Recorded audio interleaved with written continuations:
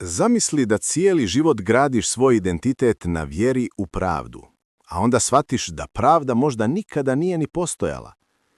Šta se desi s čovjekom kad mu se svijet preokrene u trenutku? Ovo je priča koja razotkriva dušu do kostiju. Danas ćemo govoriti o romanu Derviš i smrt, jednom od najvažnijih dijela Meše Selimovića, objavljenom 1966. godine. Ovaj roman nije samo književnost, nego i lično svjedočanstvo. Selimović je u njega ugradio duboku porodičnu tragediju, gubitak brata, i kroz to stvorio najmoćniju studiju čovjekove borbe protiv sistema, protiv sebe, protiv straha.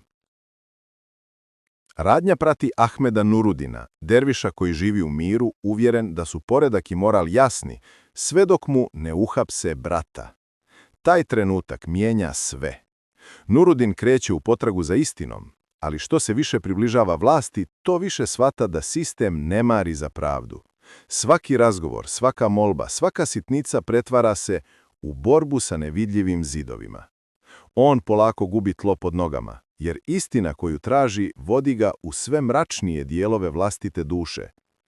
Kroz Nurudinovu unutrašnju dramu Selimović postavlja pitanja koja bole.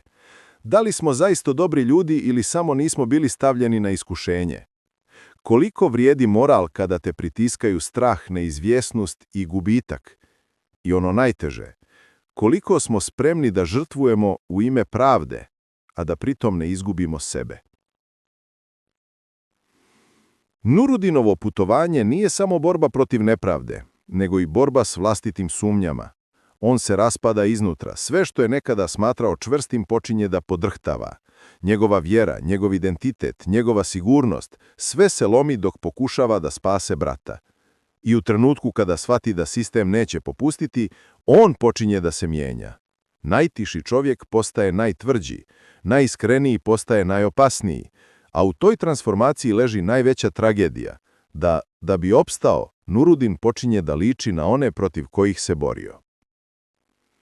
Teme romana su brutalno savremene, zloupotreba moći, strah od autoriteta, lomljenje čovjeka kroz birokratiju i nevidljive sile, ali i pitanje lične odgovornosti. Derviš i smrt pokazuje da je najteže presuditi sebi, jer čovjek uvijek misli da zna šta je ispravno, sve dok život ne zatraži dokaz. Zato je roman i danas nevjerovatno aktuelan. U svijetu u kojem institucije često djeluju hladno i daleko, Selimović nas podsjeća da se prava borba uvijek vodi unutar čovjeka. Šta ćemo žrtvovati? Kome ćemo vjerovati? I koliko smo sigurni u svoje vrijednosti dok nismo testirani?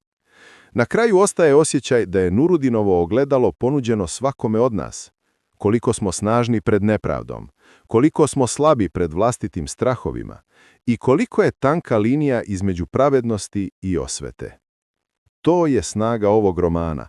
Ne daje odgovore, nego nas postavlja pred pitanja koja ne možemo ignorisati.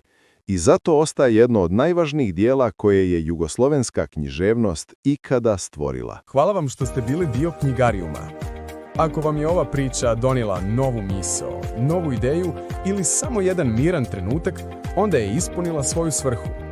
Pretplatite se kako biste otkrili još velikih knjiga i velikih misli, ispričanih jednostavno i jasno, za samo nekoliko minuta.